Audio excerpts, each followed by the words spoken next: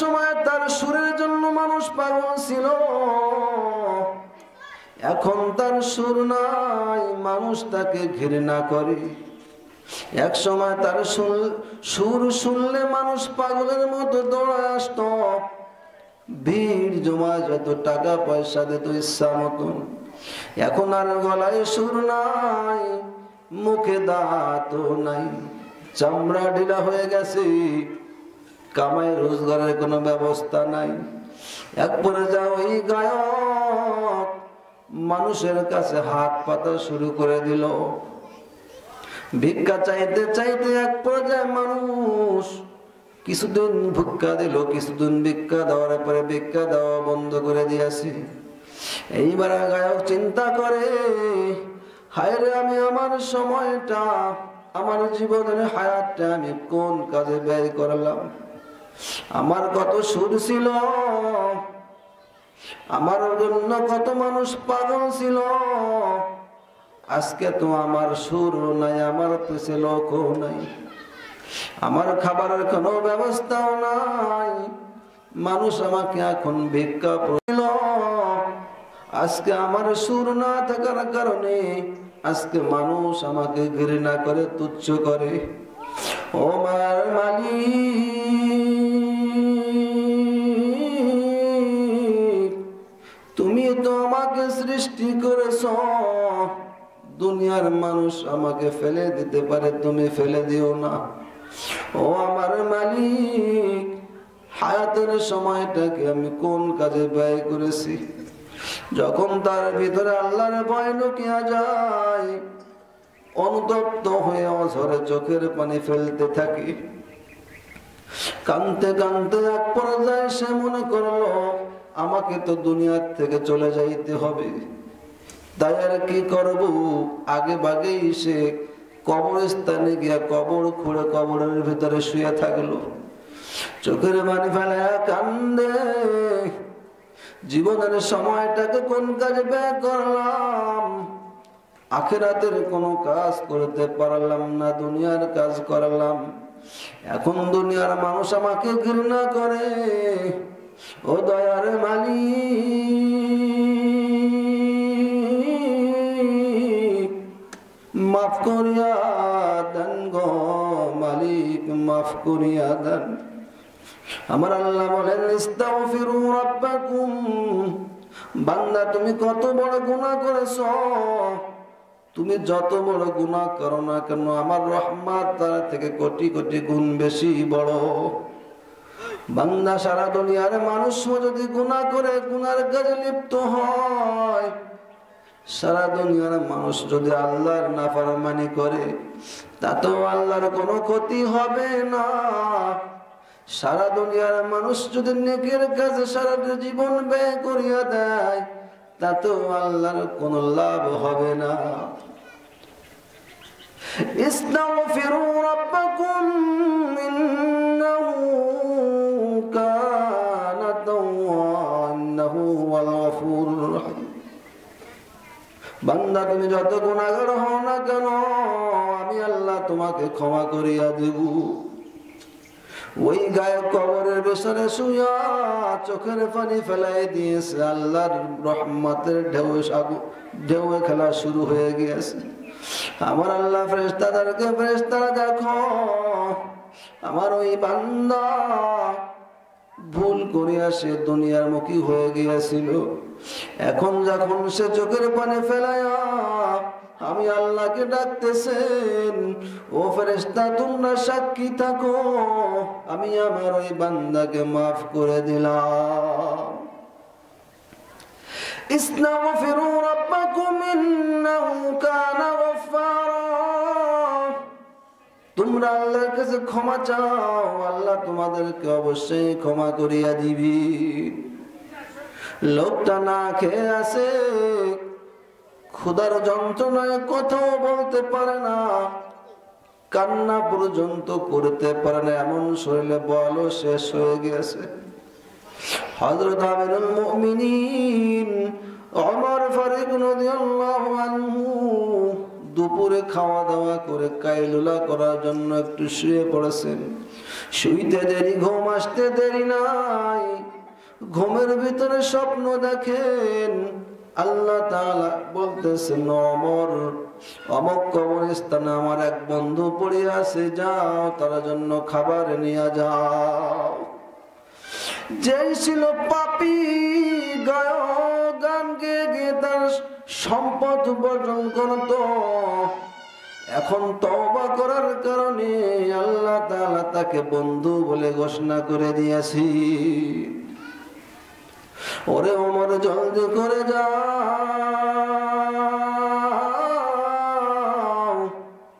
আমার বন্ধু কবরস্থানে পড়ে আছে, না খেয়ে আছে, তার জন্য খাবার নিয়ে যাও। হযরত ওমর ঘুম থেকে উঠিয়া স্ত্রী বলে, যা কিছু আছে যদি করে একটা বাটিতে দাও। ওমরের স্ত্রী সুন্দর করে ব্যবস্থা করে পাঠায় দিল। হযরত ওমর হাতে নিয়ে চলে, কিন্তু চিন্তা করে না না, আল্লাহর বন্ধুর জন্য খাবার, এই খাবার সাধারণ কোন মানুষের জন্য নয়। তিনি হাতের খাবারটা মাথায় উঠায় নাই, যে এই খাবার হাতে নিলে সম্মান নষ্ট হয়ে যাবে, সম্মান কমে যাবে, না না, এই খাবার হাতে নেওয়া যাবে না। তিনি মাথায় নিয়ে চললেন। ওই গায়ক কবর থেকে উঠে দেখে একজন লোক কি যেন মাথায় নিয়ে তার দিকে আসতেছেন। যতই কাছে আসে ততই লোকটা ওমরের প্রতিচ্ছবি দেখতে পায়। তাকায়া দেখে দে তো কেউ না, এত হযরত ওমর। লোকটা শরীর থরথর করে কাঁপে, না জানি আজকে ওমর আমাকে হত্যা করে ফেলি। কিন্তু ওমর, যাকে আল্লাহ তাআলা ইলহামের মাধ্যমে জানায় দিয়েছেন, হযরত ওমর কাছে আসে, লোকটা তত কাঁপতে থাকে। কাঁপতে কাঁপতে এক পর্যায়ে এমন কান্না শুরু করেছেন, হযরত ওমর তার চোখের কান্না দেখে হযরত ওমরও কেঁদে ফেললেন। লোকটা ভয়ে কাঁপতে কাঁপতে আল্লাহকে বলে, রব্বুল আলামিন, তুমি আমাকে ওমরের হাত থেকে রক্ষা করো। আল্লাহ রাব্বুল আলামিন বললেন, আজরাইল জলদি করে যা, আমার বন্ধুর জানটা কবজ করে নিয়ে আসো। হযরত ওমর বলেন, আমি খানা খাইতে দেওয়ার আগেই ওই লোকটা কাঁদতে কাঁদতে বেহুশ হইয়া দুনিয়া থেকে বিদায় নিয়ে যায়। فمن تاب من بعده ظلمه وأصلح فإن الله يتوب عليه। আল্লাহ তাআলা বলেন, যে ব্যক্তি গুনাহ করার পরে তওবা করে, ও আসলাহ এবং নিজেকে সংশোধন করে, আর কোনোদিন গুনাহ করবে না এই ওয়াদা করে, অবশ্যই অবশ্যই আল্লাহ তার তওবাকে কবুল করবে। আজকে দুনিয়াতে যে সমস্ত দুর্যোগ, যে সমস্ত গজবের সম্মুখীন মানুষ হয়, এর একমাত্র কারণ হলো মানুষের ঘরে ঘরে, অন্তরে অন্তরে, পায়ে পায়ে, পশমে পশমে, লোমে লোমে গুনাহ ভরপুর হয়ে গিয়েছি। প্রত্যেকটা ঘরে ঘরে গুনার সয়লাব। আজকে নেকির প্রতিযোগিতার পরিবর্তে মানুষ গুনায় প্রতিযোগিতা লিপ্ত হয়ে যায়। গুনার জন্য প্রতিযোগিতা করে, অমুকের বাড়িতে 26 ইঞ্চি টিভি, আমার ঘরে 40 ইঞ্চি টিভি দরকার। সন্তান আর এক বাড়ি যায়, সন্তানকে ঘরে রাখার জন্য টিভি কিনে ঘরে দেয়। এরকম আছে না নাই? গুনার প্রতিযোগিতা দেয়। কিন্তু আল্লাহ যে দুনিয়াতে পাঠাইছেন নেকের প্রতিযোগিতা করার জন্য। আল্লাযী খালাকাল মাউতা ওয়াল হায়াতা লিয়াবলুয়াকুম আইয়ুকুম আহসানু আমালা ওয়া হুয়াল আসিজুল গফুর। আল্লাহ হায়াত এবং মওতকে সৃষ্টি করেছেন একমাত্র এটা দেখার জন্য তোমাদের মধ্যে কে সবচেয়ে বেশি আমল করেন। এই জন্য আল্লাহ তাআলা হায়াত এবং মওতকে সৃষ্টি করেছে। ও মুসলমান, এই দুনিয়ায় থাকা যাবে না, সবাইকে দুনিয়া থেকে চলিয়া যাইতে হবে। যখন দুনিয়া থেকে চলিয়া যাব, আজরাইল যখন তোমাকে আমাকে নিতে আসবে, কোন সংবাদ দিয়ে আসবে না, কোন খবর দিয়ে আসবে না। যে অবস্থায় থাকো, যখন সময় হয়ে যাবে, ইদা জাআ আজালুহুম ফালা ইস্তাখিরুনা সাআতান ওয়ালা ইস্তাকদিমুন। যখন বান্দার সময় হয়ে যাবে, এক সেকেন্ড আগেও নয়, এক সেকেন্ড পরেও নয়, সঙ্গে সঙ্গে জান কবজ হইয়া যাবে।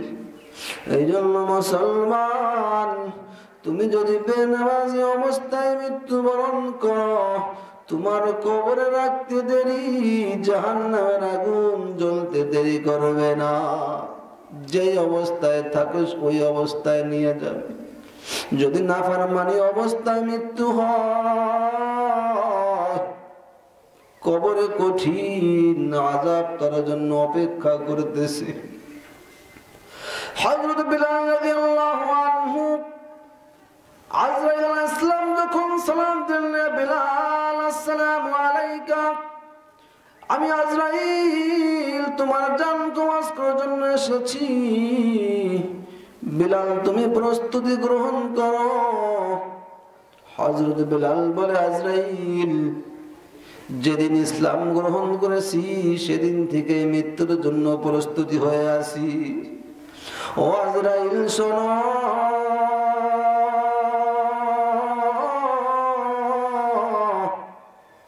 আমার তো একটা দাবি রে আজরাইল, আমার জানটা যেন সিজদা অবস্থায় তুমি কবজ করো, এই একটা অনুরোধ রে ভাই আজরাইল।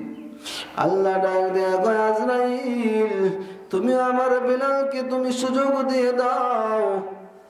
হযরত বিলাল বলে, আজরাইল, আমি যা চার রাকাত নামাজের জন্য প্রস্তুত নিলাম, প্রথম রাকাতে তুমি আমার জান কবজ করবে না, দ্বিতীয় রাকাতে তুমি আমার জান কবজ করবে না, তৃতীয় রাকাতে তুমি আমার জান কবজ করবে না, চতুর্থ রাকাতের প্রথম সিজদায় তুমি আমার জান কবজ করবে না। ও আজরাইল,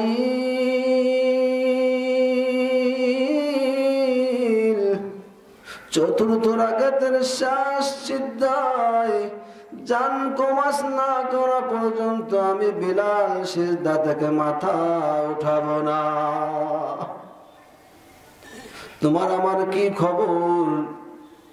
তোমার আমার মতোই তো বিলাল ছিল, তোমার আমার মতোই তো শরীর ছিল, তার দেহ ছিল একই, তো দেহ একই শরীর, কিন্তু বিলাল মৃত্যুর জন্য প্রস্তুত। তোমাকে আমাকে যদি বলা হয় আজরাইল আসছে, ভয়ে চুপসে যাইবা, পরাণে পানি থাকবে না। হায় রে, কি নিয়ে কবরে যাব?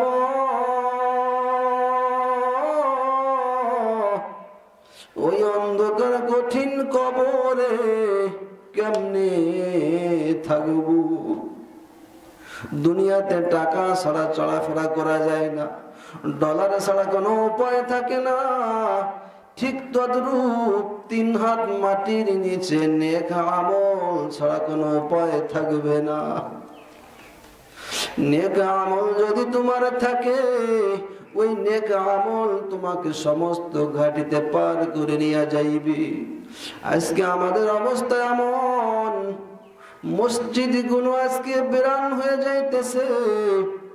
মসজিদ কিন্তু আজকে টাইলস এসি দ্বারা পরিপূর্ণ, অভাব নাই, মসজিদে সুসজ্জিত, কিন্তু মসজিদের প্রাণ হলো মুসল্লি। আজকে মসজিদের প্রাণ মুসল্লি মসজিদে পাওয়া যায় না।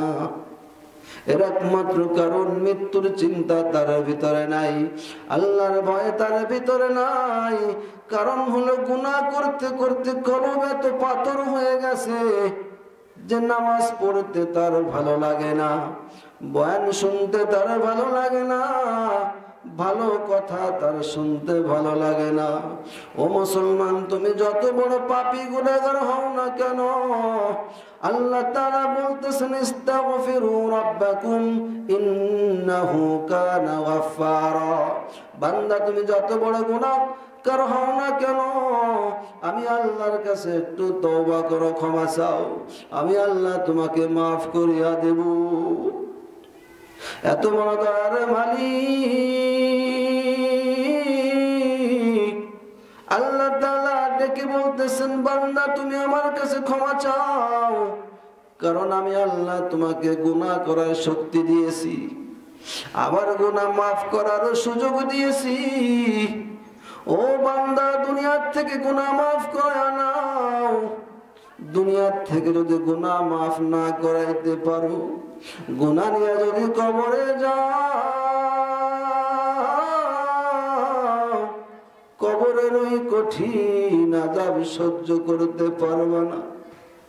আল্লাহ নবী বলেন, কবরের মতো ভয়াবহ আযাব আমি কখনো কোথাও দেখি নাই। মানুষের সর্বপ্রথম ঘাঁটি হলো কবর। হযরত উসমান রাদিয়াল্লাহু আনহু যখন কবর দেখতেন, তিনি কান্নাকাটি শুরু করতেন। কাঁদতে কাঁদতে দাড়ি ভিজিয়া যাইতো, বসিয়া পড়তেন। সাথীরা জিজ্ঞাসা করে, আমিরুল মুমিনিন, আপনি কবর দেখে যতটা কান্দেন অন্য কোন সময় এতটা কান্দেন না, জাহান্নামের ভয়ে আপনি এত কান্নাকাটি করেন না, কবর দেখলে আপনি কেন কান্দেন? হযরত উসমান বলেন, আমি নবীজির মুখে শুনেছি কবর হলো মানুষের সর্বপ্রথম ঘাঁটি। যেই ব্যক্তি কবরে মাপ পাওয়া যাবে, বাকি সমস্ত ঘাঁটি তার জন্য সহজ হইয়া যাবে। আর যদি কোনো বান্দা কবরে একবার ধরা খায়, তার আর বাঁচার কোনো উপায় নাই। ওই জন্য মুসলমান, আল্লাহ তাআলার কাছে তওবা করো, গুনাহ থেকে ফিরে আসো। ইন্নাহু কানা গাফফারা। আল্লাহ তাআলা হলেন ক্ষমাশীল, তিনি বান্দাকে ক্ষমা করতে পছন্দ করেন।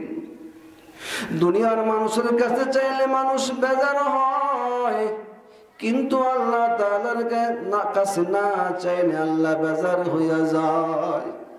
আল্লাহ রাব্বুল আলামিন ওই ব্যক্তির উপরে সবচেয়ে বেশি খুশি হন যে ব্যক্তি আল্লাহর কাছে ক্ষমা চায়, তওবা করে। ওই ব্যক্তিকে আল্লাহ বেশি পছন্দ করেন যে আল্লাহর কাছে ক্ষমা চায়, তওবা করে, ওই ব্যক্তিকে আল্লাহ পছন্দ করেন। কিন্তু মানুষের দিল হলো কঠিন, মানুষ মানুষকে সামান্য ব্যাপারেও ক্ষমা করতে চায় না। নবীজি বলেন, লা ইয়ারহামুল্লাহু মান লা ইয়ারহামুন নাস। যে ব্যক্তি কোনো মানুষের উপরে দয়া করে না, আল্লাহ তাআলাও ওই ব্যক্তির উপরে দয়া করেন না। হযরত মূসা আলাইহিস সালামকে যখন আল্লাহ পারমিশন দিলেন, জমিনকে মূসার আয়ত্তে করিয়ে দিলেন, জমিনকে মূসা আদেশ করলেন কারুনকে গ্রেফতার করতে। জমিনকে আদেশ করতে দেরি, কারুনকে বেড়ে ধরতে পাও ধরে ফেলাইছে, জমিন গেড়ে ফেলেছে হাঁটু পর্যন্ত। কারুন ডাক দিয়া কয়, মূসা তুমি আমাকে মাফ করিয়া দাও। কিন্তু মূসার রাগ এমন, এত শক্ত এবং রাগওয়ালা ছিল, অন্য কোন নবী এত রাগওয়ালা ছিলেন না। মূসা আলাইহিস সালাম যখন রাগ হইতেন, পাগড়ি মাথায় থাকতো, কিন্তু চুলগুলো পুরো সোজা হয়ে দাঁড়িয়ে যাইতেন, পাগড়ি ছিদ্র করে চুলগুলো দাঁড়ায়া যাইত। হযরত মূসা বলেন, জমিন তুমি কারুনকে আরো গ্রাস করে ফেলাও। জমিন যখন কারুনকে মাজা পর্যন্ত গাড়িয়া ফেললো, কারুন বলতেছে, মূসা তুমি আমাকে মাফ করিয়া দাও। কিন্তু মূসা কারুন মূসাকে এত বড় একটা দুঃখ দিয়েছে, কষ্ট দিয়েছে, কিছুতেই মূসা কারুনকে মাফ করে না। এক পর্যায়ে মুসা জমিনকে বলল, তুমি তাকে পুরাপুরি গ্রাস করে ফেলাও।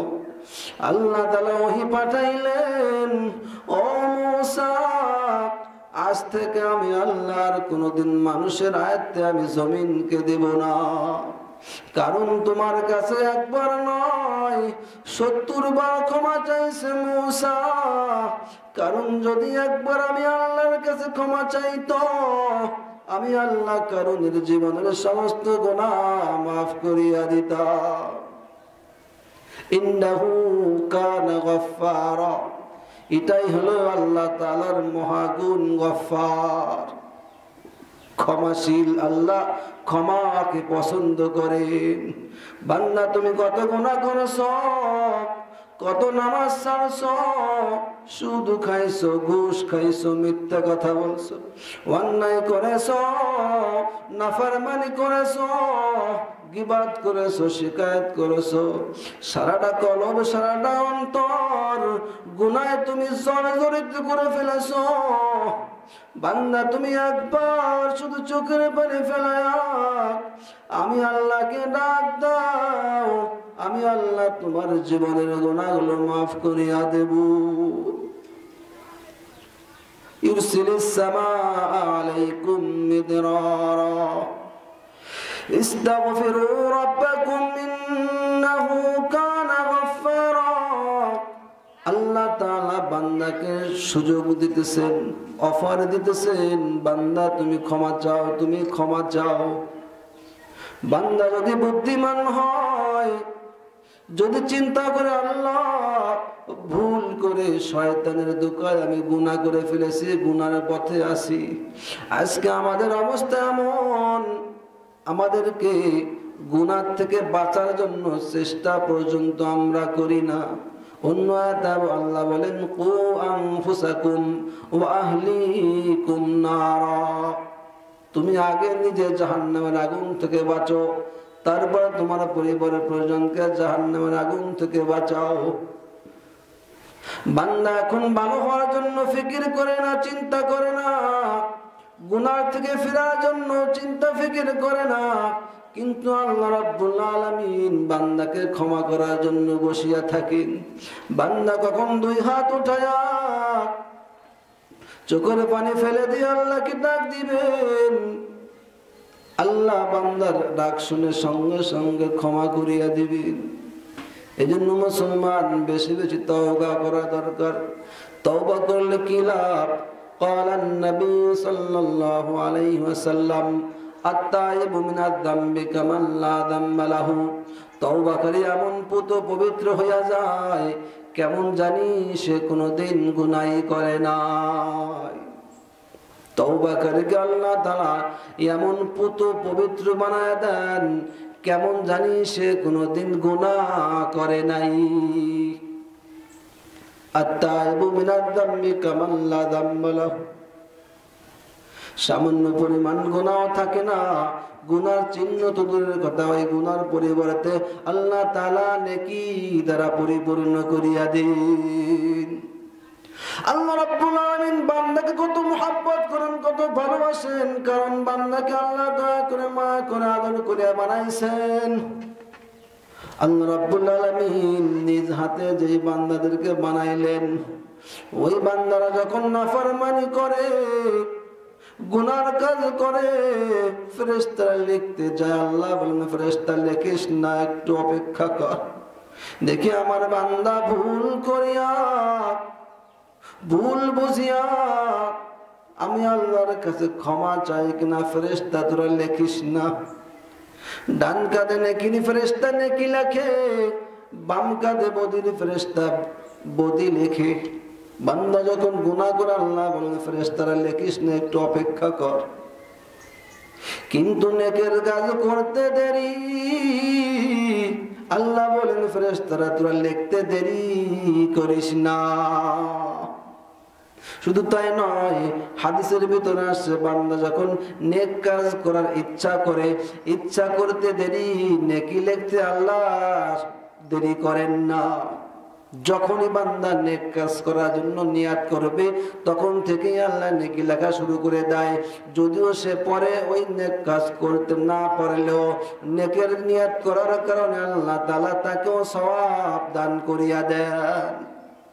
কিন্তু গুনাহ যখন বান্দা করে আল্লাহ বলেন ফেরেশতারা গুনাহ লিখিস না, একটু অপেক্ষা কর। আল্লাহর কত দয়া, আল্লাহর কত মায়া। ও মুসলমান, আল্লাহর বান্দা, তোমরা তো বুঝো না আল্লাহর দয়া সম্পর্কে তোমাদের কোনো ধারণা নাই, আল্লাহর মায়া সম্পর্কে তোমার কোনো ধারণা নাই। জাহান্নাম থেকে যখন সর্বশেষ জাহান্নামীকে আল্লাহ বের করবেন, জাহান্নামের ভিতর থেকে আওয়াজ আসবে, ইয়া হান্নান ইয়া মান্নান। আল্লাহ ডাক দেয়, বলো জিবরাইল, দেখো তো জাহান্নাম থেকে কিসের আওয়াজ আসে, কে আমাকে ডাকে, ইয়া হান্নান, কে আমাকে ডাকে, ইয়া মান্নান। হযরত জিবরাইল জাহান্নামে প্রবেশ করে পুরো জাহান্নাম তছনছ করে খুঁজে, কোথাও লোকটাকে পাওয়া যায় না। জিবরাইল বলে, রব্বুল আলামিন, কাউকে তো দেখি না, কিন্তু আওয়াজ পাই, ইয়া হান্নান ইয়া মান্নান। কারণ জাহান্নামের ভিতরে হাজার হাজার কোটি কোটি বছর থাকতে থাকতে ওই মানুষের আসল আকৃতি নাই, পোড়া পুড়ে পুড়ে আগুনের অঙ্গার হয়ে গেছে। জিবরাইল খুঁজে পায় না,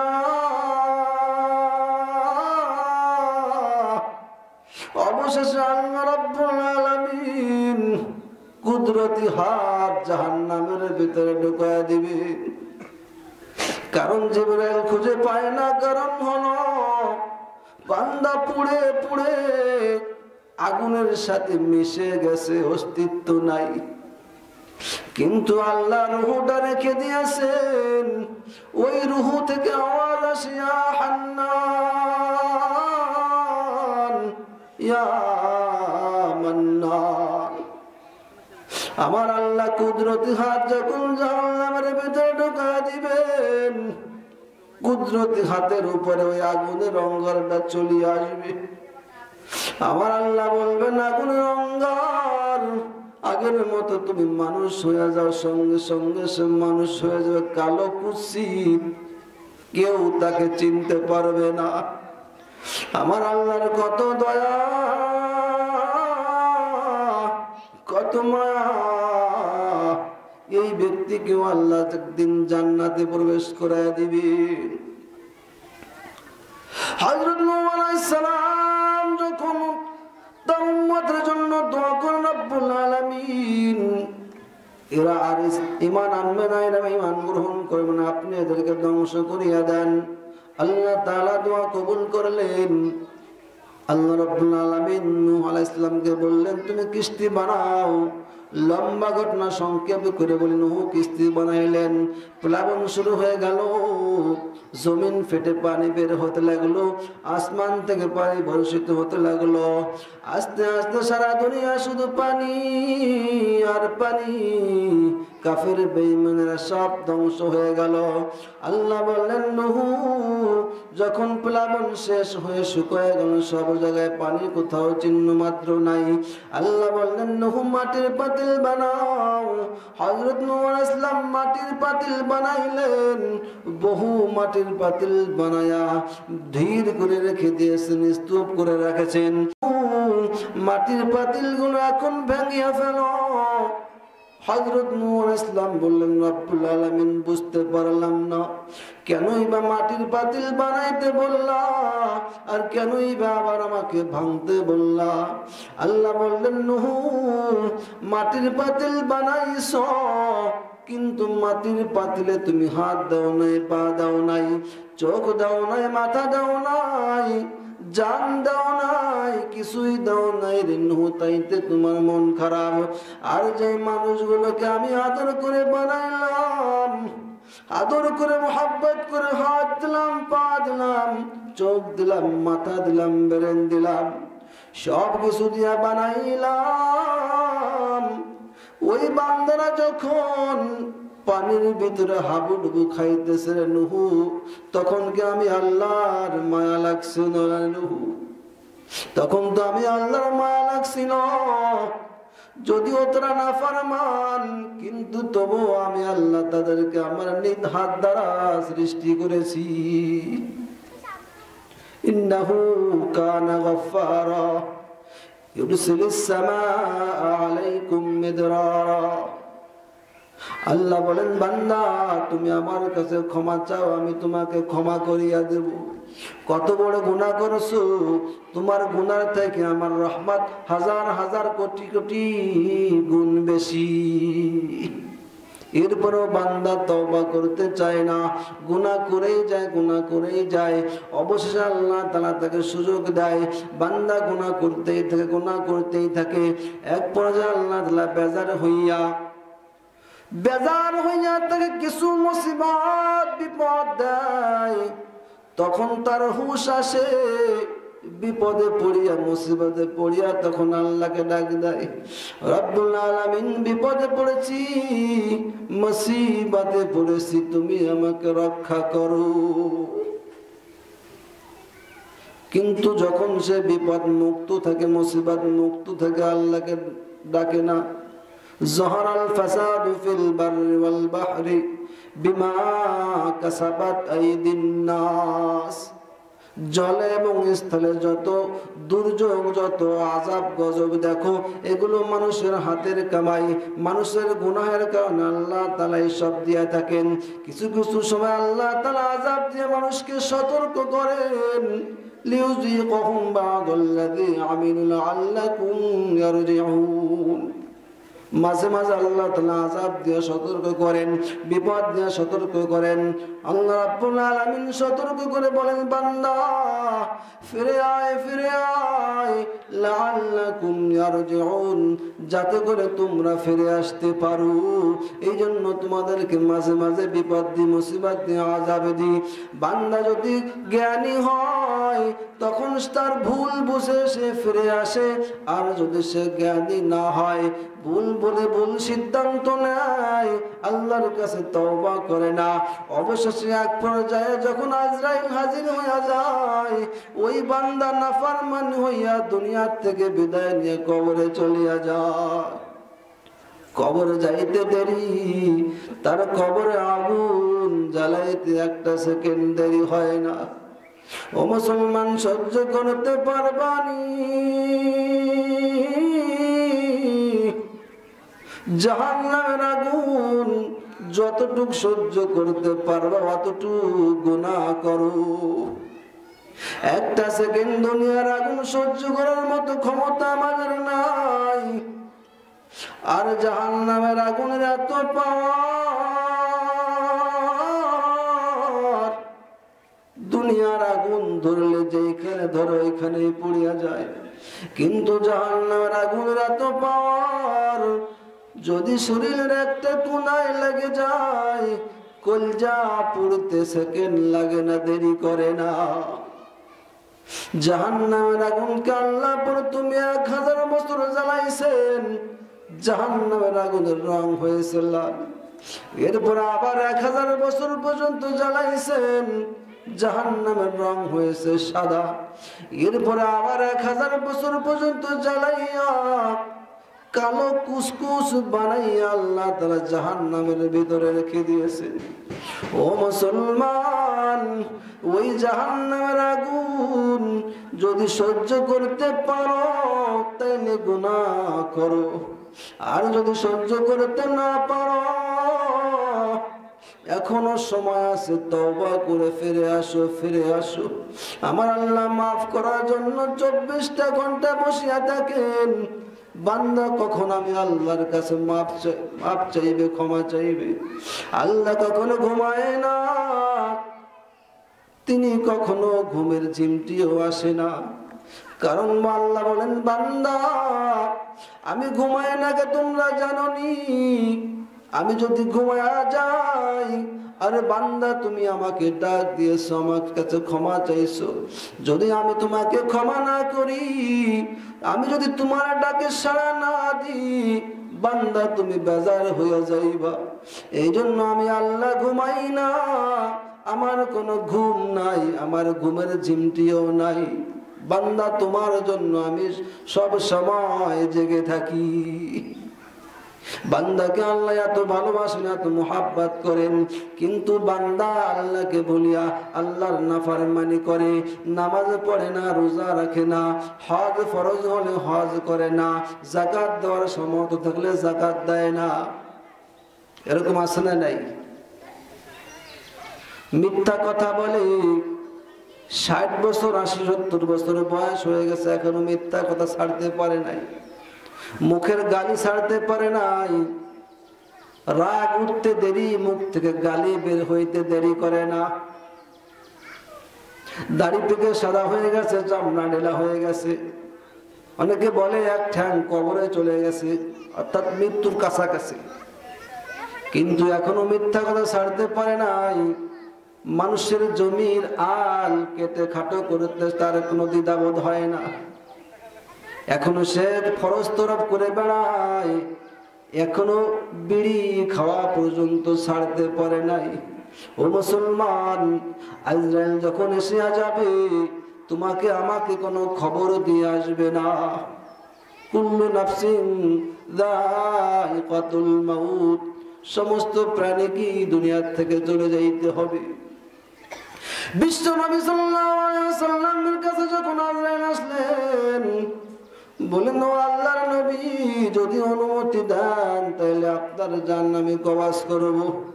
আল্লাহ নবী বললেন, আজরাইল একটু অপেক্ষা করো, ভাই জিবরাইল আসতেছেন। জিবরাইল হাজির।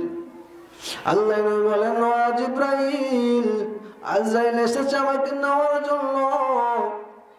জিবরাইল বলেন, ইন্নাকা মাইয়িতুন ওয়া ইন্নাহুম মাইয়িতুন।